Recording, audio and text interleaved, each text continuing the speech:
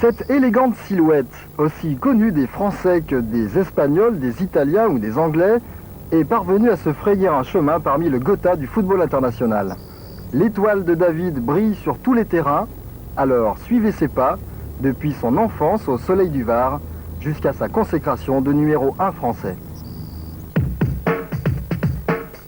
93-94, l'année du titre.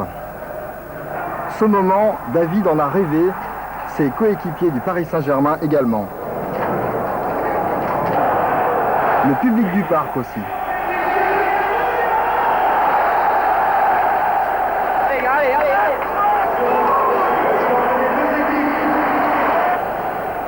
Allez David.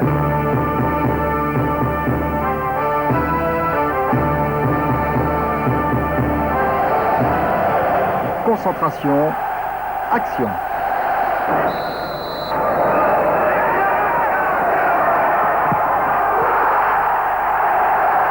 31 juillet 93, les deux premiers buts de Ginola contre Lille, 2 pénaltys.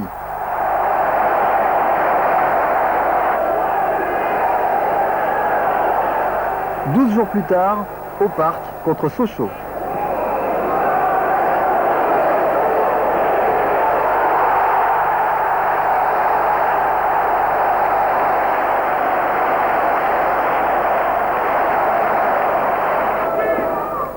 Contre Caen, l'une des spécialités de Ginola.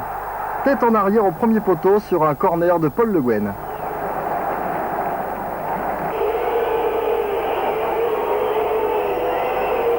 Le Guen encore pour Ginola et l'égalisation parisienne contre Angers.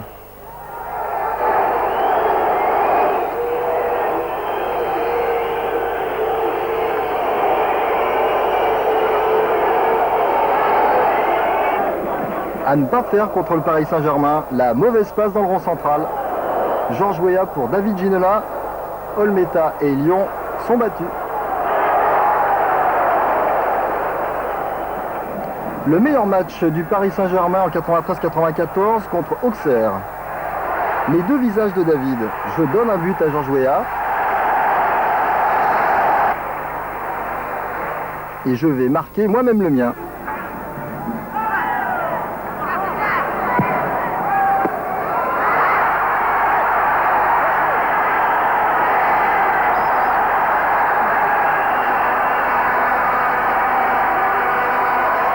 Alors, marquer ou faire marquer? Une petite préférence? Je prends autant de plaisir, je veux dire, dans un match à marquer qu'à faire marquer les autres. Donc pour moi, je dirais qu'un match parfait pour un joueur serait de faire plaisir aux autres avant. Et puis en cadeau, se faire plaisir en mettant un but. Donc ça serait le match idéal. Et je pense que pour Auxerre, c'était le cas. Rebelote contre Martigues, malgré un contexte difficile, c'est encore Ginola qui va au charbon pour l'égalisation de Raï.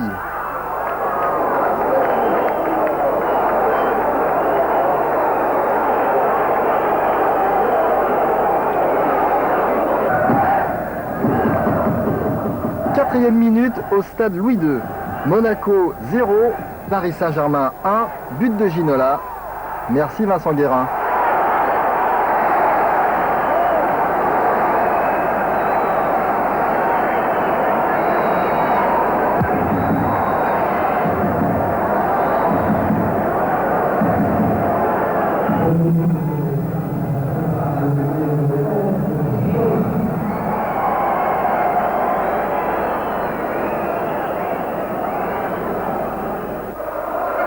« 0-0 au parc contre Le Havre, tout le monde derrière et lui devant. Pas de chance, patience. Ça réussit parfois mieux à l'extérieur, ici à Toulouse.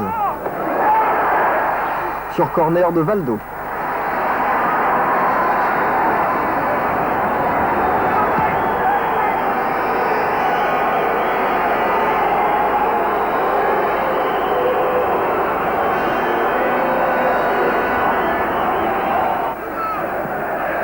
Match au parc contre Saint-Étienne et récital David Ginola.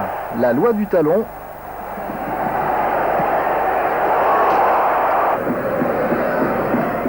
Après le droit, le gauche.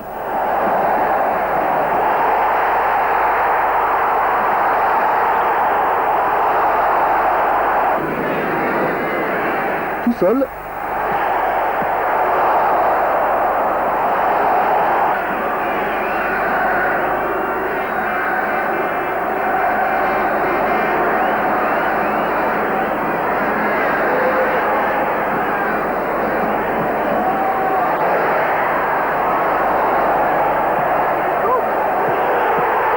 1-0 à la dernière minute, but de Georges Weah.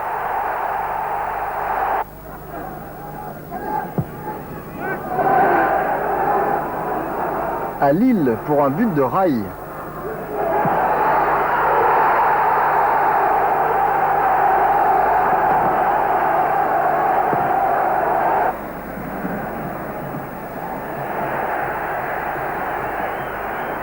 Contre Strasbourg, Corminboeuf est un bon gardien.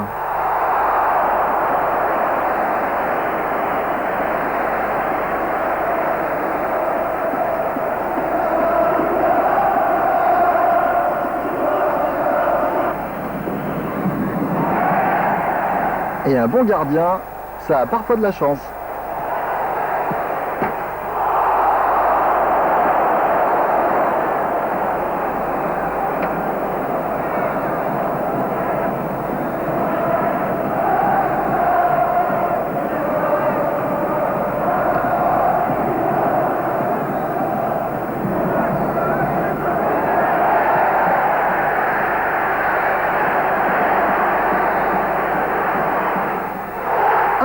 Victoire parisienne, il suffisait de l'encourager.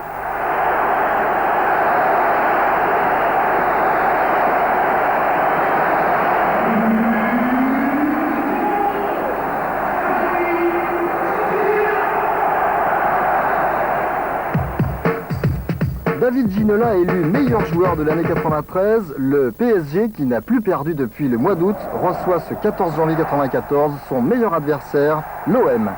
Weah et Ginola offrent un but extraordinaire à Vincent Guérin.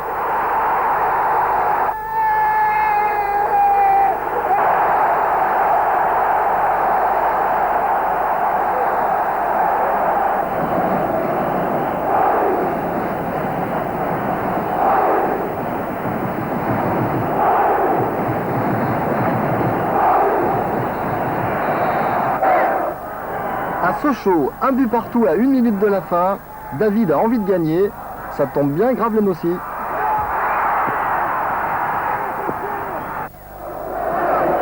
À Caen, le PSG souffre, mais une seconde d'inattention, c'est fatal quand David est en face.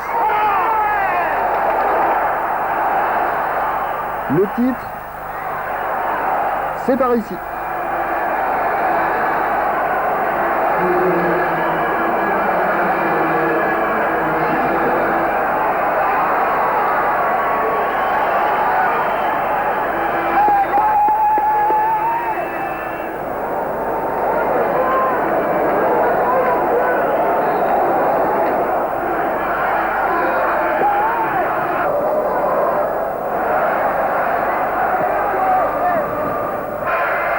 À l'épaule, Métamine. Deuxième but, Paul Le Guen. Contre Angers, je vais tirer, non, là c'est mieux.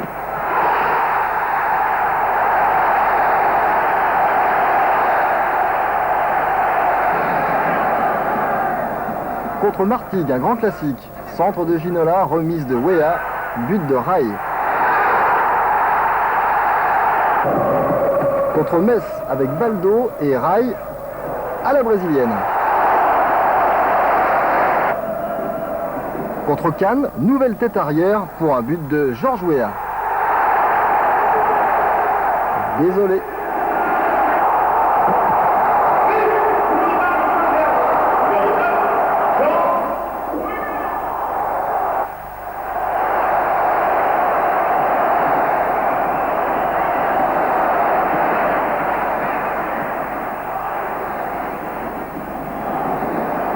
Et maintenant, petit cours de technique en mouvement.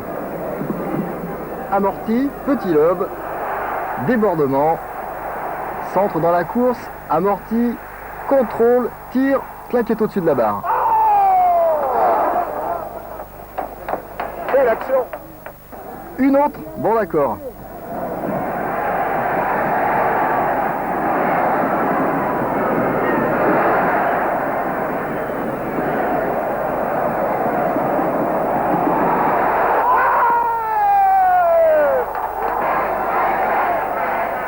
On a encore mieux contre Monaco.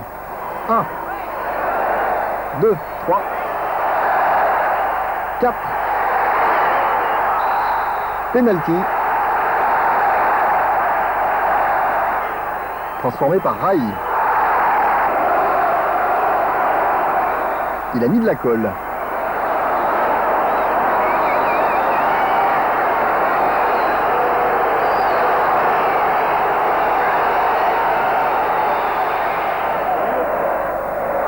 Le match du sacre contre Toulouse. But de Ricardo.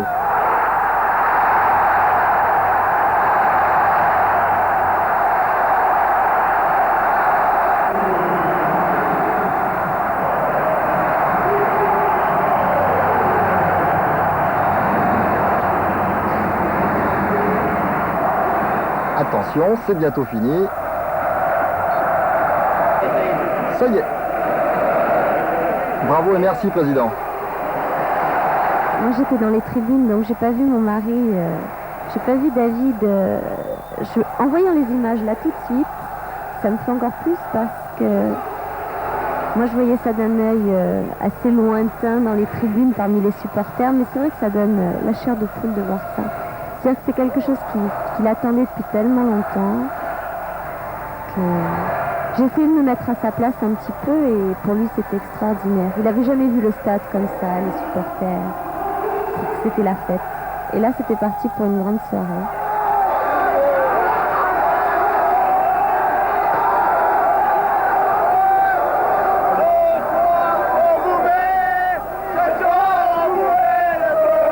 Avant d'allumer la mèche, il a fallu 10 ans. Retour au centre de formation de l'OGC Nice.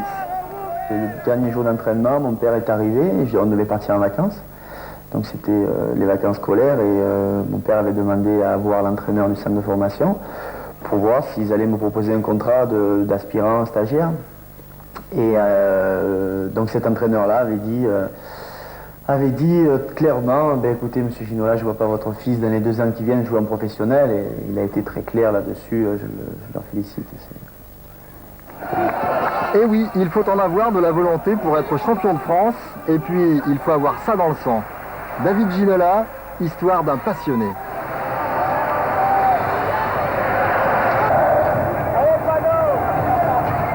Disons que le football était tellement ma passion que pour moi, il y avait que ça dans ma vie pour me rendre heureux. Donc, pour vraiment avoir une vie, je dirais, pleinement remplie, c'était faire le métier de footballeur professionnel. Il n'y avait que ça pour moi d'intéressant. Les études Les études aussi, mais bon, je veux dire, c'était à côté, quoi. Je les négligeais pas, mais d'un certain côté, c'est vrai que je pensais quand même beaucoup plus au football. C'est vrai qu'il est difficile de penser aux études lorsque l'on est à Gassin, tout près de Saint-Tropez, au soleil du midi et dans le bonheur familial. Le petit David, comme son père fonctionnaire, s'exprime mieux dans le sport, il lui faut de l'activité physique. Et puis grandir dans une famille heureuse, ça donne envie d'en fonder une. Coraline et David avec leur fils Andrea. Et mon père avait dans ses connaissances un homme qui travaillait au Sporting Club de Toulon et du Var. Et il lui a dit, écoute, il y a un stage de détection de jeunes au mois de juin, donc si tu veux faire participer David, il n'y a pas de problème, je l'inscris. Et il m'a inscrit et Christian Dalger, qui était l'entraîneur des pros à l'époque, m'a dit, pas de problème, on lui fait signer un contrat, c'est un joueur de qualité et on va en faire quelque chose. Le premier match m'a marqué parce que c'est vrai que quand on parlait de rêve, de passion, quand on a passé 4 ans, je dirais, au niveau football de galère, on arrive quand même, quand on arrive comme ça pour son premier match en professionnel, je me rappelle, c'était à Bordeaux, on jouait contre Battiston, Giresse, Tigana, Dropsy, je veux dire, pour nous c'était des références, dans notre métier. C'est très difficile à exprimer comme sentiment, mais c'était très fort, très intense, et c'est vrai moi c'était une forme de trac très très dure à supporter quand même. À Toulon, David va commencer à faire parler la poudre. Vous l'avez reconnu, c'est lui qui a donné le but à Joël Henry.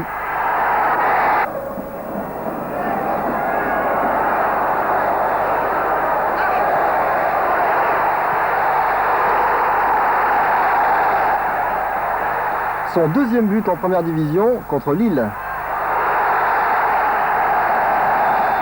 Les débuts de carrière sont toujours très difficiles, surtout qu'à Toulon, bon, j'habitais à Sanary dans un petit appartement, c'était une petite station balnéaire. C'est vrai que les à côté du football étaient très intéressants parce que bon, l'été c'était la plage, c'était j'étais célibataire, donc je vivais comme un jeune de mon âge. Et c'est vrai que bon, quand je me retourne un petit peu sur le passé comme ça, je pense que ça a été bénéfique pour moi parce que j'ai pu profiter pleinement de ma jeunesse tout en jouant au football. Mais c'est que par la suite, j'ai pris conscience vraiment des réalités du milieu, du football, des responsabilités, puis ça change tout, je veux dire. Meilleur joueur du Festival Espoir de Toulon en 88, David est engagé par le Matra Racing. Signé au Matra, qui était à l'époque le club le plus ambitieux de France. C'était une promotion déjà très intéressante, mais très difficile à la fois, parce que j'allais me retrouver avec Fernandez, Francescoli, Olmeta, Casoni, enfin des joueurs avec un immense talent, et il fallait que je me fasse une place dans cette équipe-là. Et au départ, c'était pas très évident pour moi, et j'ai réussi dès la première année à m'imposer à 21 ans et à jouer 33 matchs dans la saison sur 38 dans le championnat, donc c'était une belle performance. Le Matra a raté de peu l'Europe l'année précédente. Il compte sur le nouveau grand espoir du football français pour l'accrocher cette année. Coup franc contre Strasbourg. Contre Montpellier, ça commence par la célèbre tête au premier poteau, but de Anziani.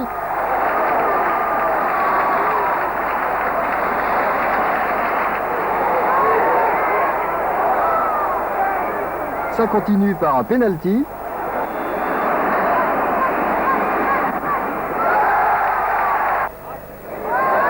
Puis, malgré un nouveau but offert à Anziani, le Matra échappe de peu cette année-là à la deuxième division. Maintenant, on est des joueurs de football, on est des hommes, on a des couilles, il faut s'en sortir.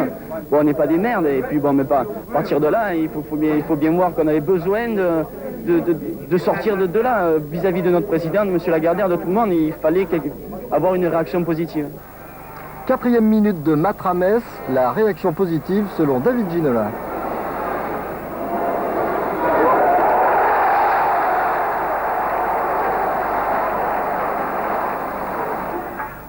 Nouveau but à Toulouse. 2 buts de David pour 2 défaites parisiennes.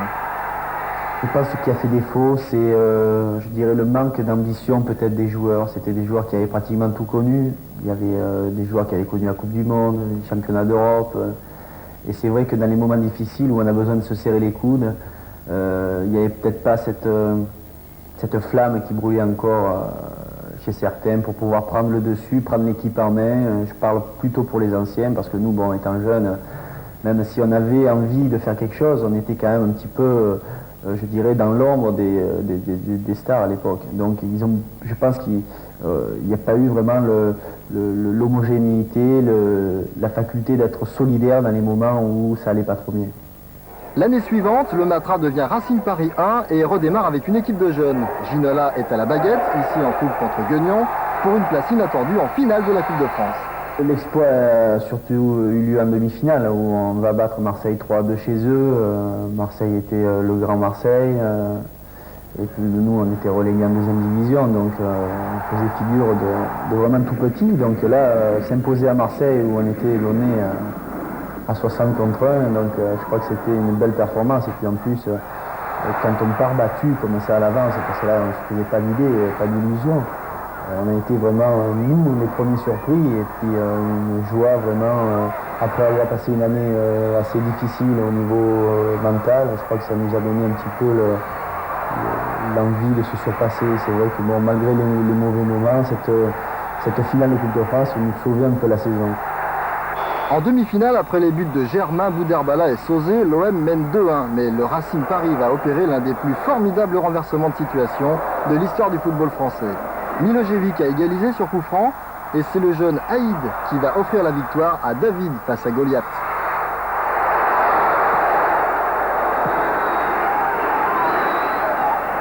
Mais la finale sera moins heureuse pour Olmeta et ses gamins, battus par Montpellier malgré la tête bien faite de Ginola.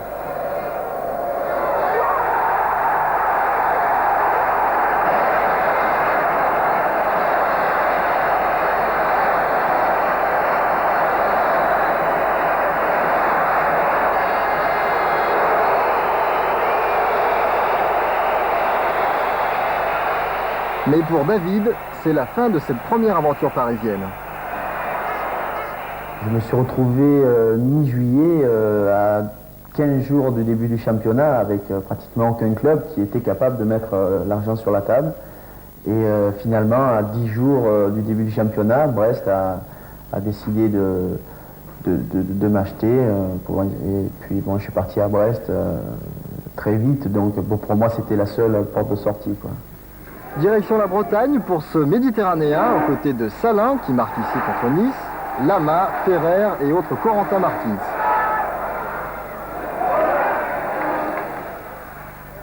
But contre Nice et carton 4-0 contre Bordeaux. Ginola est dans tous les coups.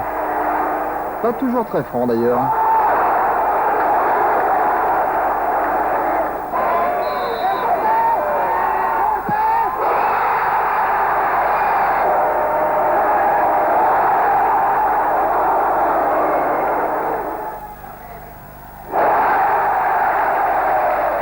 Il y avait une belle équipe, il y avait l'ambiance famille que je retrouvais un peu, enfin celle que j'avais connue à Toulon, dans un endroit un petit peu différent, parce que la Bretagne n'a rien à voir avec la Côte d'Azur.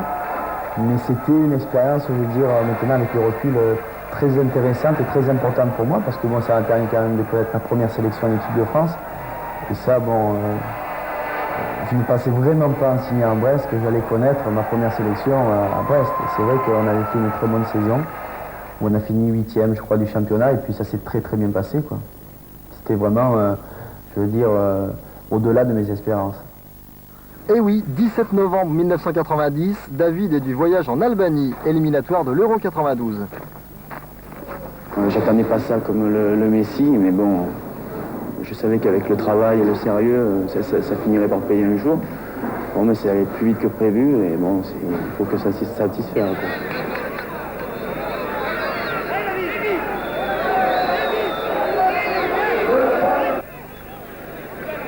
Première sélection de David qui est rentré à la 67e minute, une rentrée qui aurait pu être décisive. Tir de Pérez. Un palier supplémentaire est franchi. Être le meneur d'une équipe, ça demande beaucoup de qualité. Moi, je suis encore jeune, j'ai beaucoup à apprendre. Je crois que ça passera par des étapes dans ma vie. Et bon, arriver à maturité, pour devenir meneur de jeu, c'est quand même quelque chose qu'il faut avoir. Et maintenant, suite de notre feuilleton, même quand ça va bien, il y a toujours quelque chose qui ne va pas. À l'intersaison, le club a été relégué en deuxième division pour raisons financières. Et Marseille était désireux de m'acheter. Donc par rapport à ça, moi j'avais vraiment envie de quitter Brest parce qu'ils étaient en deuxième division et de retrouver le top niveau avec l'OM. Donc c'est vrai que de ce côté-là, moi j'étais très intéressé. Mais Vinec, le président de l'époque, avait décidé que bon... David Ginola devait rester à Brest, et puis bon, comme j'étais sous contrat, il a été ainsi, mais j'ai voulu le chercher corps et âme de partout pour lui faire signer une lettre de sortie, et puis je ne l'ai jamais trouvé. Pas de doute, un tel joueur n'a rien à faire en deuxième division, mais David, le gentil, le généreux, n'a même pas le temps de garder une dent contre son président brestois. Quelques mois plus tard, fin 91, c'est enfin le début de la grande aventure parisienne.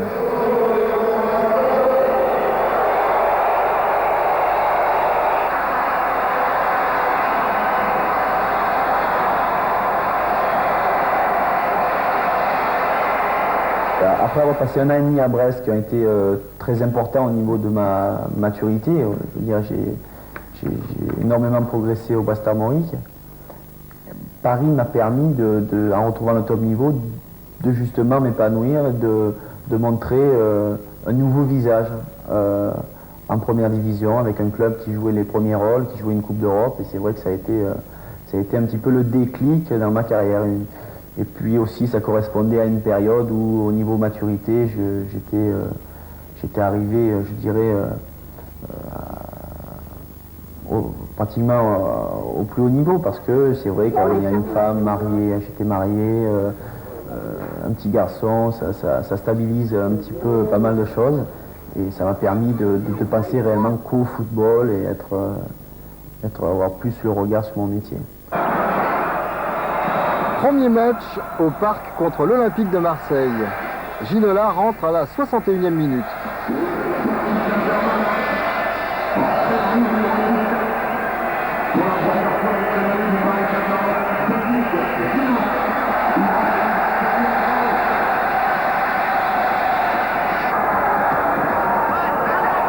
Et il inquiète Olmeta à la 62e minute. 15 jours plus tard, il affole la défense lyonnaise pour un but d'Amara Simba.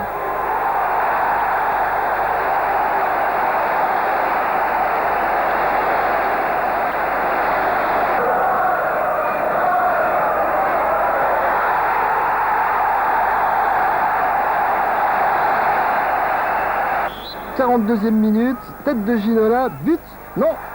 Le grand Rousset a déployé ses ailes.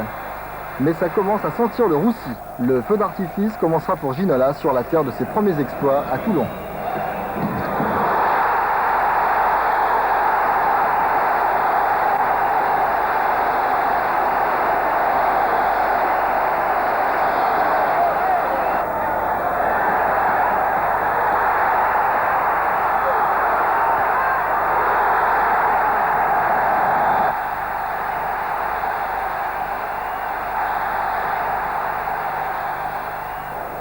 Puis récital Ginola sur la scène du Parc des Princes contre Caen.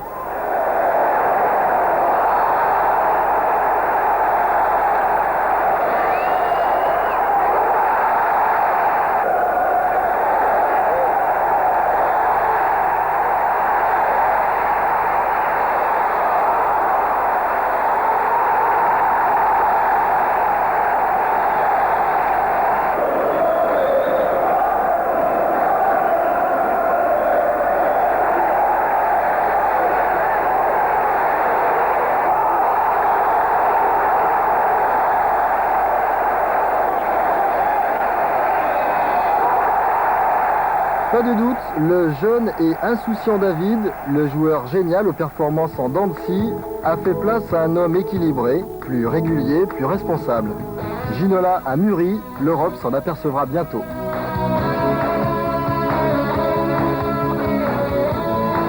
J'ai décidé de fonder un foyer, de me marier, d'avoir des enfants. Donc à partir de là, pour nous, terminer la vie, je dirais, qu'on avait avant. On a bien vécu notre jeunesse. Maintenant, pour nous, c'est de s'épanouir, je dirais, dans notre vie de famille, dans notre vie de couple et de parents avec ma femme. Donc, on a décidé de ça un jour et par rapport à ça, il faut faire des concessions. On ne peut plus avoir le même rythme de vie qu'on avait quand on était célibataire. J'essaye quand même, quand je suis à la maison, ce qui est rare, surtout cette année où on a été très souvent à l'extérieur, déplacements, hôtels, mise au vert, enfin plein de choses. De rester un maximum avec ma famille, parce que bon, ils ont besoin de ma présence quand même, ça fait 5-6 jours par semaine absent quand même. Donc sur l'ensemble d'une année, c'est quand même pas mal. Et à côté de ça, bon, j'essaye d'avoir des distractions, cinéma, théâtre, et pas mal de golf, quand même. Le golf c'est bien, mais en ce début de saison 92-93, les dirigeants du PSG attendent des résultats. David s'en occupe dès la première journée à Saint-Étienne.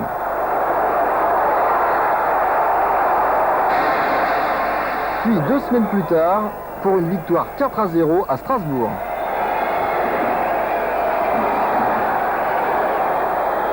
Je vais centrer. Non là. Non, finalement c'est mieux là. But de Laurent Fournier.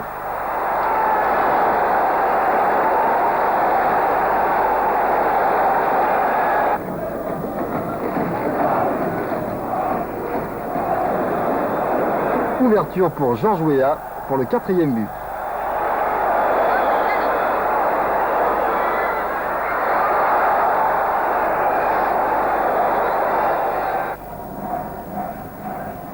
Le Stade Malherbe de Caen, un club qui réussit à David Ginola.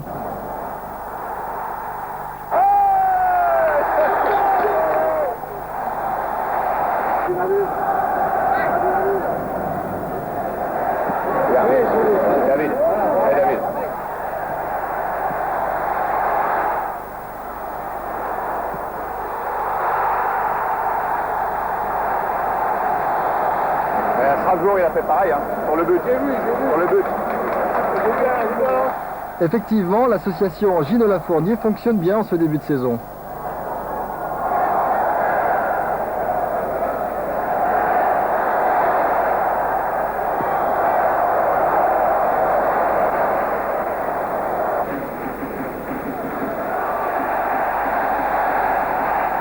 L'association Ginola-Wea, pas mal aussi. But contre Lille.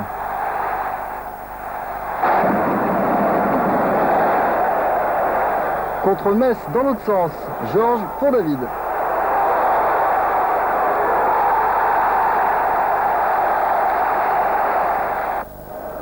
Contre Nîmes, Ginola, la tête au premier poteau, le retour.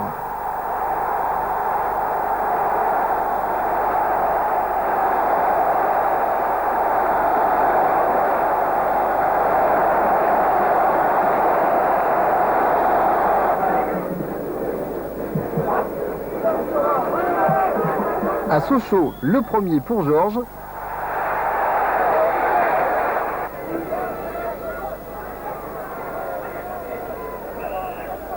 Et le deuxième pour moi.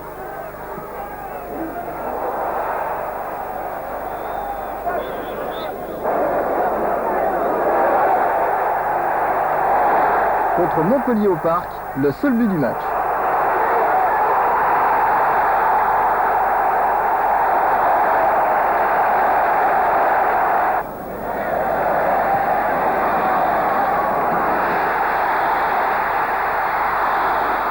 Contre Monaco, le coup de génie.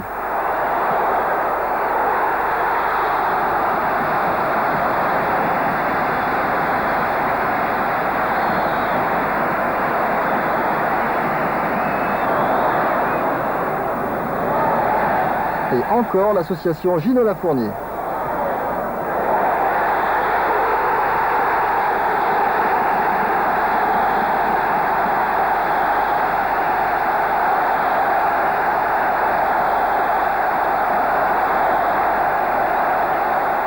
Ginola spectacle, Ginola efficacité, lequel des deux va l'emporter? Je pense que mes dirigeants attendent des résultats, du concret, des choses positives, mais les gens qui viennent au stade, du spectacle avant tout. Chaque fois qu'il y a des gens qui viennent me voir, c'est pour me dire merci, merci pour le spectacle que vous donnez. On a plaisir à vous voir jouer et ça c'est une récompense quand on est professionnel de foot. Mon plaisir, c'est de finir un match avec un résultat positif, avoir le sentiment d'avoir bien fait son métier et le sentiment d'avoir pris du plaisir à jouer au football, parce qu'il ne faut pas oublier une chose, c'est que le football reste avant tout un sport, un jeu. Et même si aujourd'hui il y a beaucoup d'engouement autour du football, beaucoup d'argent, beaucoup de choses qui sont peut-être plus ou moins honnêtes, ce qu'il faut voir c'est que le football reste un jeu et moi je prends vraiment du plaisir quand sur un terrain je joue au football. Du plaisir, les supporters du Parc vont en avoir pour toute leur vie lors de la superbe épopée parisienne en Coupe d'Europe. Premier match contre Salonique, 2 coups de tête de Georges Weah sur 2 corners de Paul Le Guen.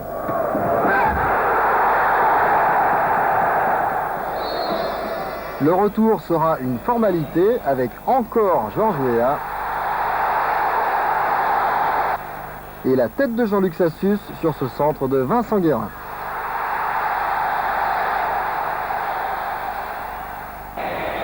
Deuxième tour à Naples, encore 2 buts de Weah.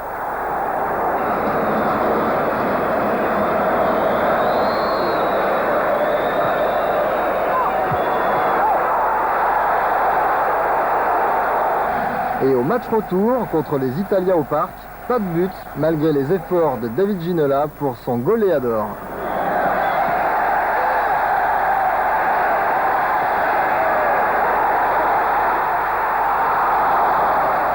« 0-0, même score contre Anderlecht au match aller du 3e tour, avec en prime l'expulsion de David Ginola.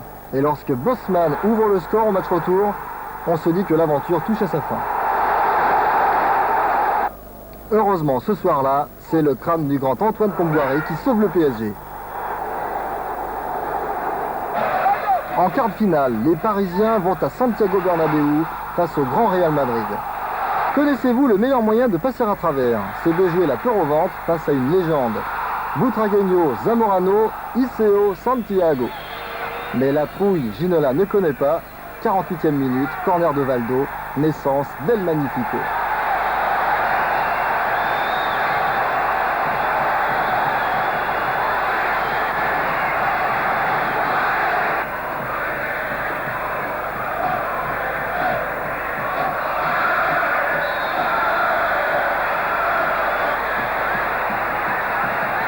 Ça y est, l'exploit est là, Colter va marquer. Non. Restez concentrés, il y a peut-être hors-jeu, il y a peut-être faute, il y a sûrement pénalty. Alain Roche a mis la main. L'arbitre met la sienne à la poche. Bernard Lama met les siennes où il faut, mais Mitchell crucifie le PSG.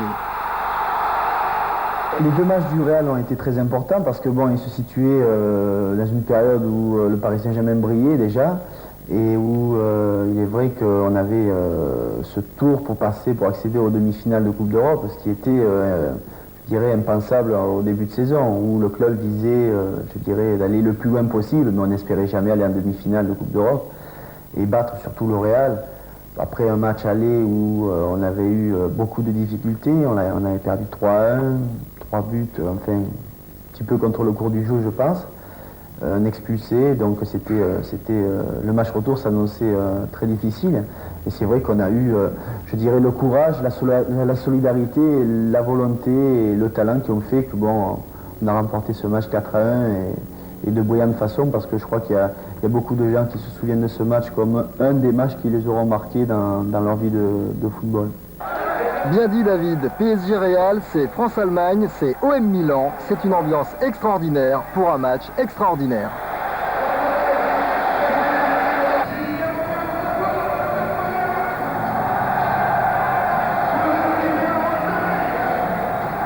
La moitié du retard est comblée par Georges Weah sur corner de Valdo, une spécialité parisienne.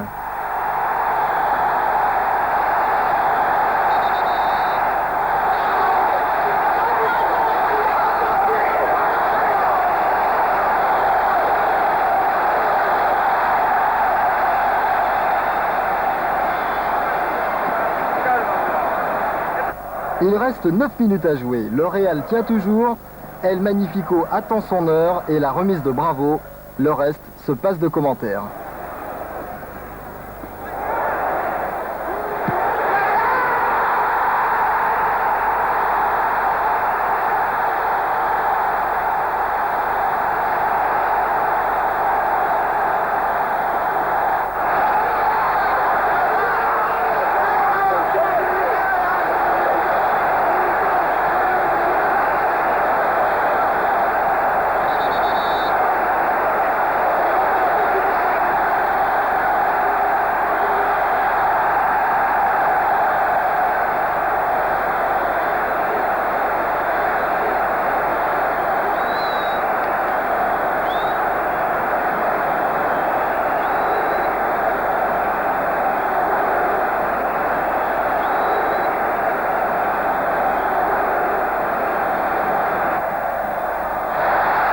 « 88e minute de jeu. Weah a servi Ginola qui sert Valdo pour le 3e but. L'exploit est là, le panache en plus. Quelle démonstration! « 94e minute, les arrêts de jeu, l'arbitre va siffler sur le coup franc, c'est sûr. Mitchell, Zamorano, but. 3-1, égalité parfaite sur l'ensemble des deux matchs. Dans quel état les Parisiens vont-ils aborder la prolongation? Car maintenant c'est sûr, on va jouer la prolongation. À moins que l'arbitre oublie qu'il est une montre. 97e minute, l'arbitre n'a toujours pas sifflé, on ne saura jamais pourquoi. Mais Comboiré n'aime pas les questions, il n'aime que les réponses. Et de la tête si possible. 4-1, que vouliez-vous faire contre ce raz-de-marée?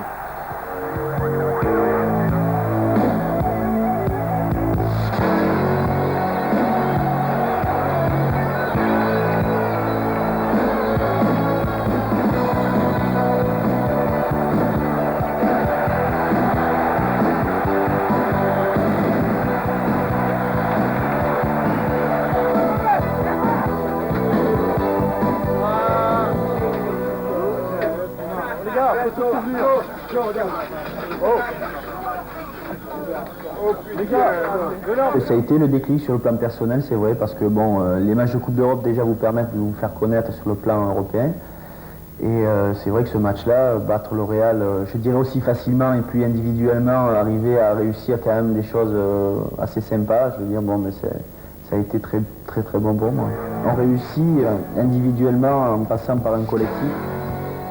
Ça, c'est vrai que bon, si j'avais évolué dans un autre club, peut-être que ça ne serait pas passé de la même façon. Mais le fait d'évoluer à Paris, c'est vrai que ça m'a apporté beaucoup, mais moralement, je crois que chaque joueur progresse individuellement. Je veux dire, à l'intérieur du sport collectif, qui est le football, chaque joueur a une marge de progression importante, rapide, s'il le désire. Je veux dire, c'est uniquement ça. Ça n'est pas le tout de faire des exploits, la vie du sportif est ainsi faite qu'il faut toujours confirmer. Et tout le monde y croit lorsque Ginola offre le but à Weah au Stade des Alpes à Turin, en demi-finale face à la prestigieuse Juventus.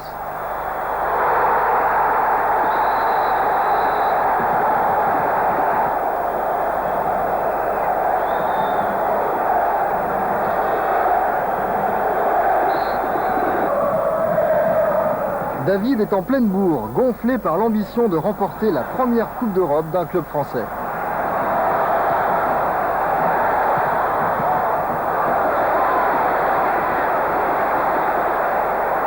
La Juve souffre, plie, mais finit par rompre l'herméticité de la défense parisienne.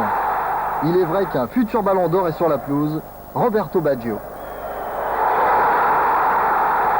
2-1 à la dernière minute, comme à Madrid, c'est dur à encaisser. D'autant plus dur que les Italiens ne sont pas les Espagnols et que Baggio, lui, est Baggio.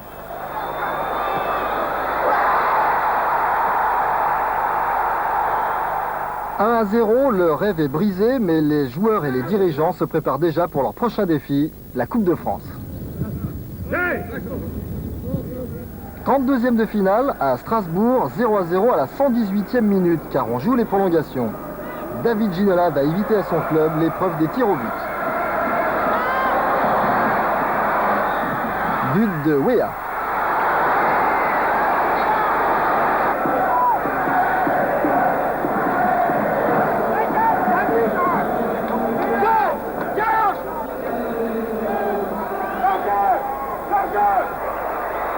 « 16e de finale à Annecy, un petit but de David et puis s'en vont au pied du rocher monégasque pour les 8e de finale.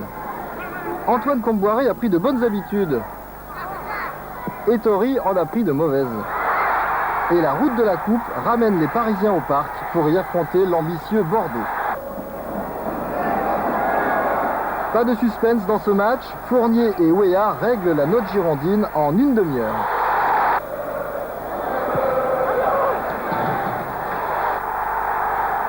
En demi-finale, le PSG hérite de Laval, club de 2e division, avec David Ginola à la baguette, de la volonté et un brin de chance.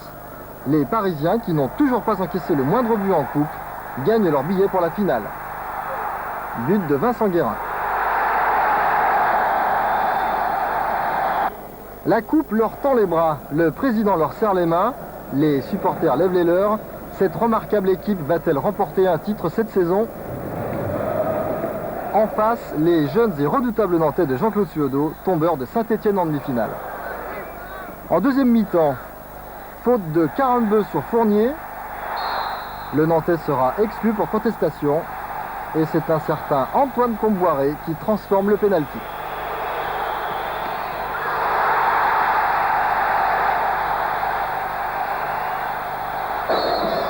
À 10 contre 11, les Nantais font le mur, mais David enroule bien. 2-0 à plus d'une demi-heure de la fin, c'est le PSG qui déroule.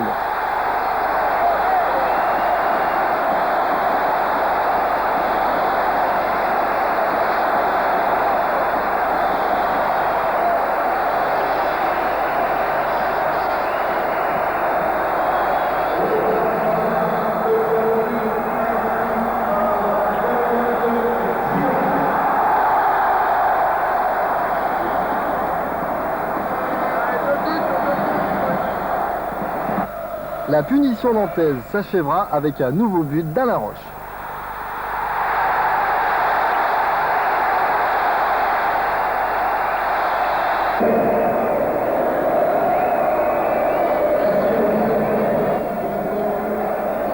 On est heureux, déjà j'avais perdu une, ça fait très mal au cœur. Et là de la gagner ce soir, c'était pas évident au départ. Et on a fait vraiment le maximum, on s'est défoncé. Et je crois que c'est payant. Et ce soir, bon, il y a Paul, là, c'est fantastique. On est vraiment tous heureux.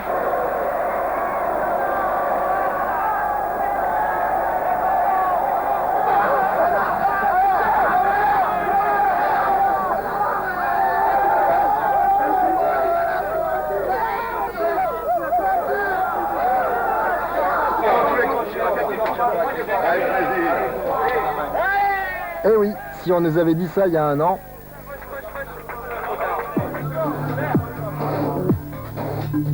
Le David Ginola de cette finale de coupe, c'est efficacité plus plaisir. Voici venir le temps de Ginola, la star. Des photos pour Glamour, Vogue Homme, journaux sophistiqués. David va-t-il perdre la tête? Vogue Homme, c'est en fait un magazine pour les fringues. Donc, moi j'aime bien les fringues, donc par rapport à ça, j'ai trouvé sympa de faire des photos pour un magazine qui justement parle de l'habillement masculin. Donc à côté de ça, bon, c'est vrai que Glamour, c'était une photo un petit peu fun, je trouvais sympa de faire une photo comme ça. Mais c'est tout, c'est pas quelque chose que je ferais tous les jours. Disons que c'est très difficile déjà de poser comme ça.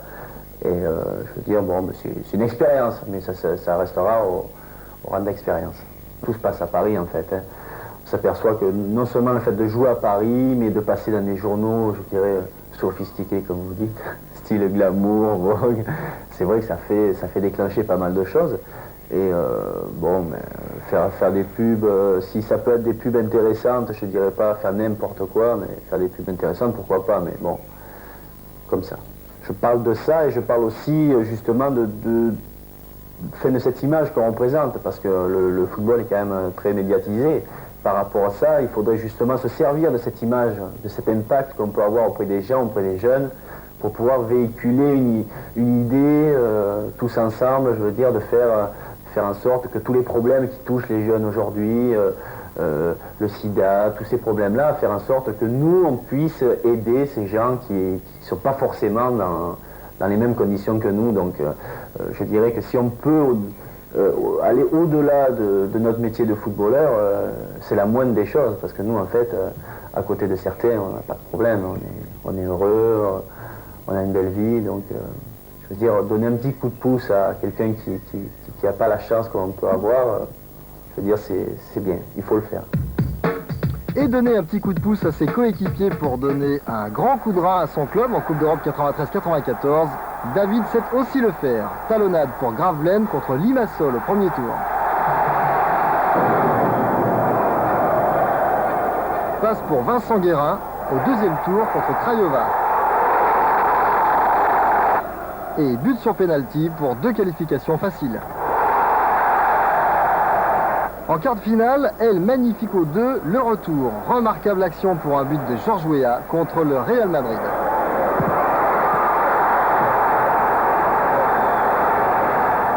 Le retour sera moins brillant que l'année précédente. Il est vrai que les Madrilènes sont prévenus. Ils ont en plus la chance d'ouvrir la marque par Boutragueño. Mais grâce à Ricardo en deuxième mi-temps, le PSG gagne le droit d'affronter Arsenal en demi-finale. Arsenal, les canonniers qui ignorent ce que le mot complexe veut dire, tirent les premiers par Ian Wright. Et c'est Ginola en deuxième mi-temps qui sortira l'une de ses meilleures armes. Vous vous souvenez, la tête en arrière au premier poteau.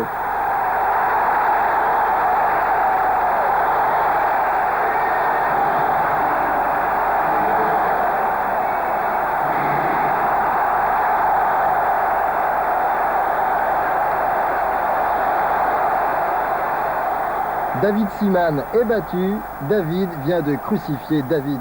My God.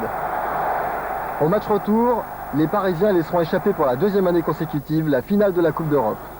Reste à David l'équipe de France, du plus beau au plus affreux.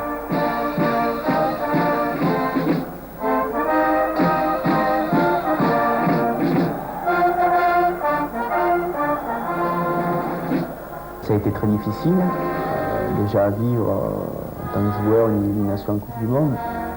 Mais je crois qu'au-delà de ça, maintenant que les choses sont faites, il faut voir et se pencher sur l'avenir. Une équipe de France qui repart sur de très bonnes bases.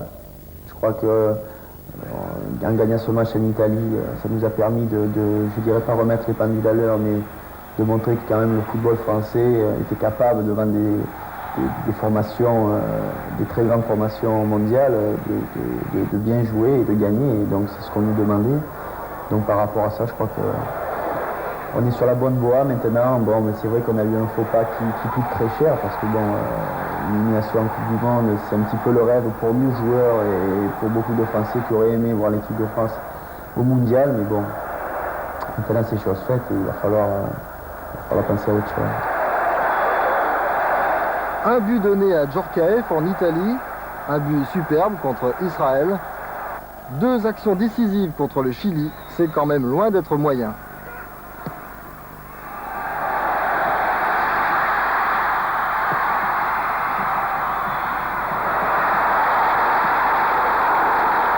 Premier but pour Papin, le deuxième pour Djorkaeff.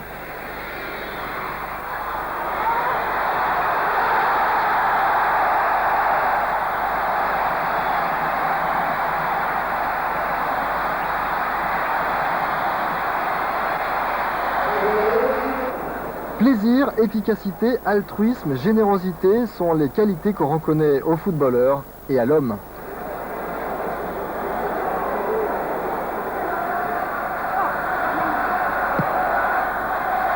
Un petit gamin, ça vous est peut-être déjà arrivé d'ailleurs, qui vient vous voir, pour qui vous êtes un peu une idole. Qu'est-ce que vous lui diriez s'il avait envie de suivre vos traces, d'être footballeur professionnel? Qu'est-ce que je lui dirais? De bien travailler à l'école.